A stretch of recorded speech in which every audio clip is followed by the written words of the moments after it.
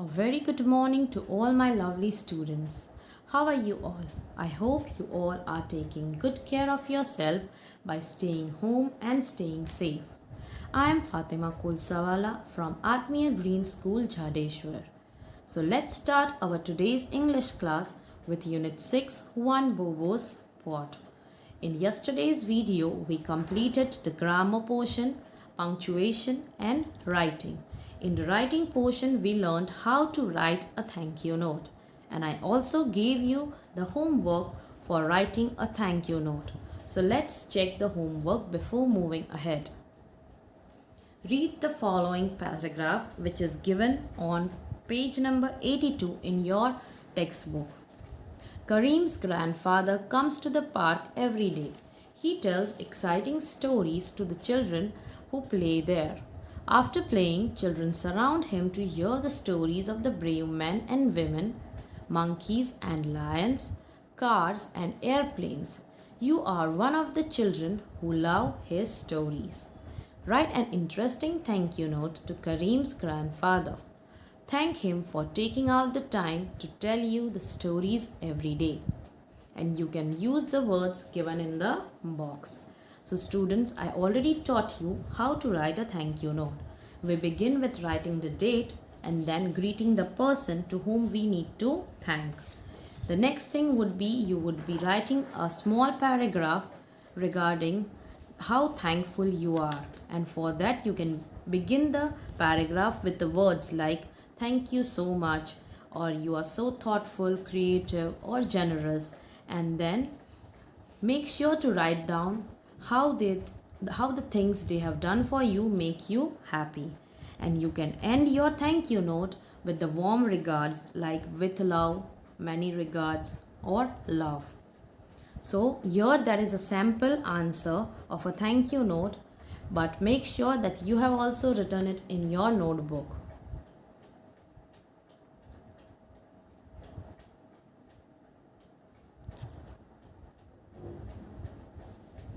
So here you can see a sample answer and you can write your answer. You can think creatively and formulate your own answer. This is just a sample answer for your understanding. So let's just read out this answer. Dear grandfather, it is very enjoyable for all the children to hear the stories you tell us in the park every day. The stories of the kings and queens are excellent, and the stories of animals like the lion and the monkey are also superb. It is great fun hearing the lovely stories, and we are looking forward to hear more such terrific stories from you. You are so loving and thoughtful, and we are thankful to you. Love, and you can write your own name over here. So students, I hope you are clear in writing the thank you note. So let's now move towards our next topic. So today we would be moving with the next topic, that is speaking skills. So students, have you ever made a mistake and forgot to say the sorry? Well, that's very wrong if you don't say sorry after making a mistake. So, let's learn how to say a sorry, and let's look at the following situations given over here in the book. In the first picture, you can see a girl who is saying sorry for making a mistake. She says, I am sorry, Dev, I broke your toy car. And Dev said in return, that's all right, Khushi, it was an old toy. So here you can see that girl who has made mistake, she said sorry, and the another boy over here, he accepted the sorry politely. In the same way, there is another situation given in your book. Excuse me for coming late. I was helping my mother. Excuse me for coming late. So here this is another way of saying sorry. Although the word sorry is not being used, but still it is used to say sorry. He is sorry for coming late because he was helping his mother. And what did the other friend say? Never mind, we have just started the game. Join in. So the other friends accepted his sorry politely and then they started playing the game. So always remember, students, that when we do something that troubles someone, we must say sorry. So students, I hope that whenever you make mistake or whenever you hurt somebody unintentionally, that means you didn't do it intentionally. When you hurt your parents or teachers, you should say sorry. You should accept your mistake and say sorry. Over here on page number 83 in your textbook, there is a role play situation given over here. You need to work with your partner. That means you can work with your brother or sister at home. It's a role play. One needs to accept the mistake and say sorry, and the other has to accept the sorry politely. So here there is an activity which you can do it by yourself at home along with your brother or sister. Work with a partner to role play situation in which one of you says sorry and the other accepts it politely. You can see here there is a boy and a girl and there is a conversation going on between them. The first one says, the boy says, I am sorry. So the girl replied, it's all right. The boy said, please forgive me. That means he's saying sorry and asking the forgiveness for the mistake he has done. And what did the girl reply? She replied politely, never mind, don't worry about it. And excuse me, I told you before that excuse me is also another way of saying sorry. And the reply can be, I understand for what you have done. So it's okay.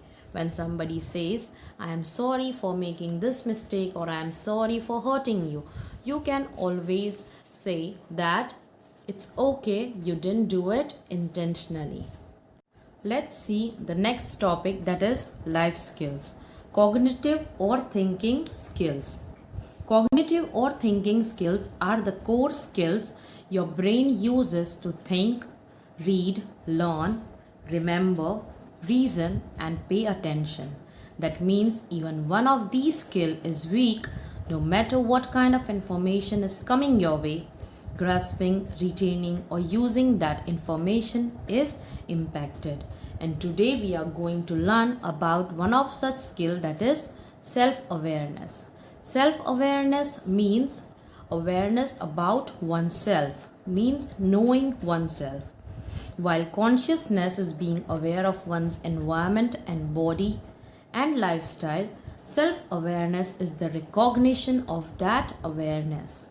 It is how an individual consciously knows and understands their own character, feelings, motives and desires. So here there is a fun-filled activity over here where you would be writing about yourself and you would be describing yourself. So let's see what it is. List the action you think you cannot do. So you have to list the activities which you are not able to do. These actions can be related to sports, eating, organizing work, school learning, habits and so on. So there are many fields in which we are not able to do something or the other. So you can write down the list of such things. Think carefully and give the reason why you think you cannot do these actions. So you need to think carefully and write down the reason that why you are not able to do. List the reason. Are you failing because you have few fears? Then list your fears. You need to understand the reasons, and if you feel that you have fear of something, then you have to write down the list of your fears and write at least one plan for how you are going to overcome your fear or learn to do what you fear. For example, here there are given 4 boxes. The first one you have to write what I think I can't do. For example, you are not able to swim. Then think about the reason why you are not able to swim. Think why you are not able to swim. And then you may be able to find out the reason of not able to swim. And it can be the fear of drowning. You might be afraid of drowning in water. That's the reason. That's your fear. So now, why you are afraid of doing that? Well, that is one of your fear, that you would be drowned in the water. And then you need to decide how you would overcome your fear so that you can do swimming. So you can learn swimming, you can have a personal trainer or personal swimmer who might teach you how to swim, so that your fear would be gone and you would be able to swim properly. So here it's an end of the chapter exercises from your course book textbook. Now we will move towards the worksheet of this chapter.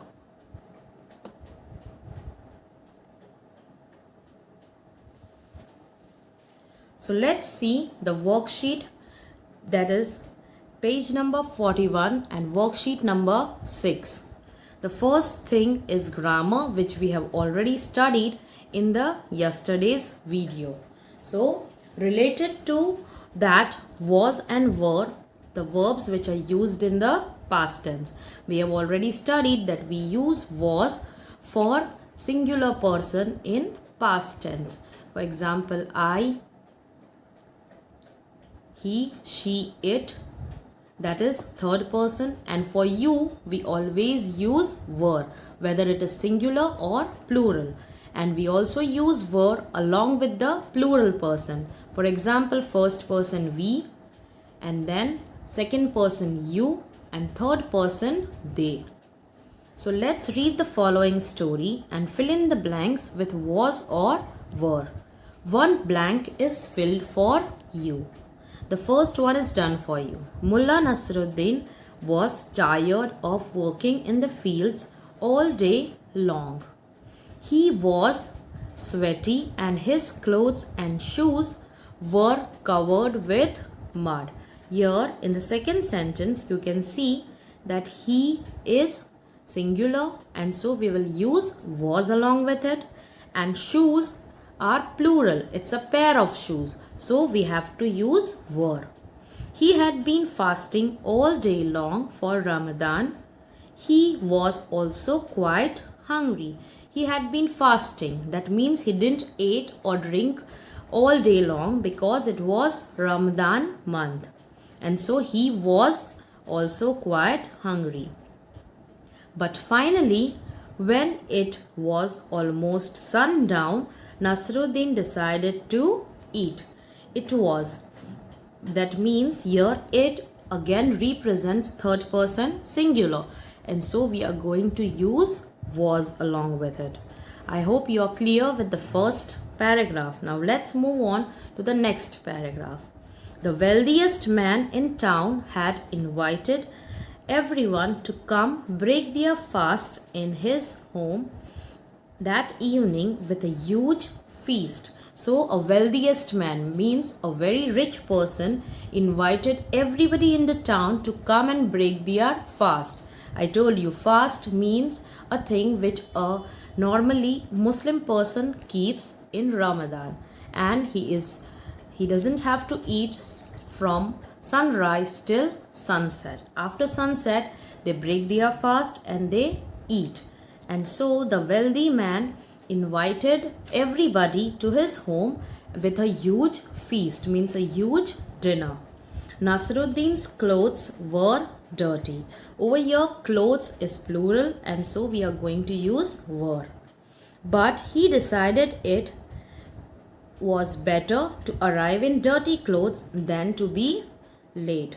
So he decided it is again third person singular, and so we are going to use was. Oh, what a party it would be. Nasruddin imagined the delicious foods, dates, lentils and chickpeas, olives and bread. hummus, and falafel. So he was imagining the food which he would be able to eat in the dinner. Let's see the third stanza. When Nasruddin arrived, the wealthy man showed Nasruddin in without a word of welcome. Nasruddin joined the other guests who were all dressed in their finest clothing.